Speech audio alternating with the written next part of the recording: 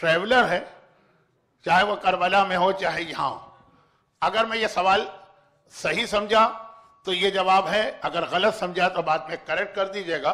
تو یہ تو ایک نارمل پریکٹس ہے، اور 2 رکعت امام کے ساتھ آپ شریک ہوں گے، اس کے بعد آپ اپنی نماز فنش کریں گے.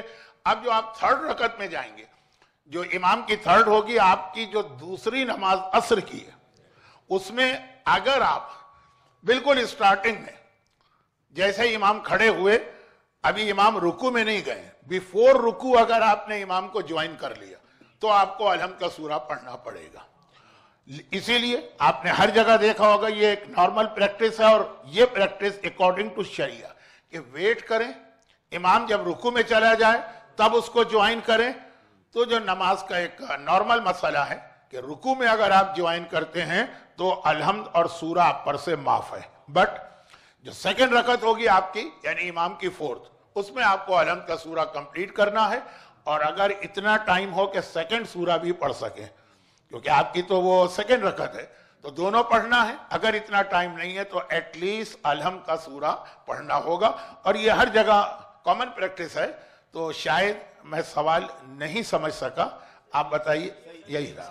ہاں، تو رکوع میں جوائن کریں، ویٹ کریں، ٹھہر جائیے. رکوع میں جوائن کریں گے تو الحمد اینڈ 2nd سورہ وہ آپ کے اوپر معاف ہے. اچھا، یہ مسئلہ خالی اس کا نہیں ہے، نماز مسافر کا. نارمل حالات میں بھی آپ آئے مسجد میں اور آپ الحمد اور سورہ میں جوائن نہیں ہونا چاہیں تو ثواب تھوڑا کم ہو جائے گا، لیکن آپ رکوع میں ڈائریکٹ جوائن ہو، الحمد سورہ معاف ہوگا. یہ شریعت آپ سے نہیں کہے گی کہ جب تم ٹائم پر پہنچ گئے تو وائی یو ڈیڈنٹ جوائن امام ان علم یا 2nd سورہ. آپ انٹینشنلی اور پرپزلی رکوع میں جوائن ہو سکتے ہیں. اب آئیے صرف ایک چھوٹی سی بات دیکھیں، یہ ہوتا ہے نا، مسئلے سب ایک دوسرے سے کنیکٹڈ ہوتے ہیں. یہ مسئلہ اب جو مسئلہ یہ میں بتا نہیں رہا، ٹائم نہیں ہے، لیکن صرف ایک ہنٹ دے رہا ہوں.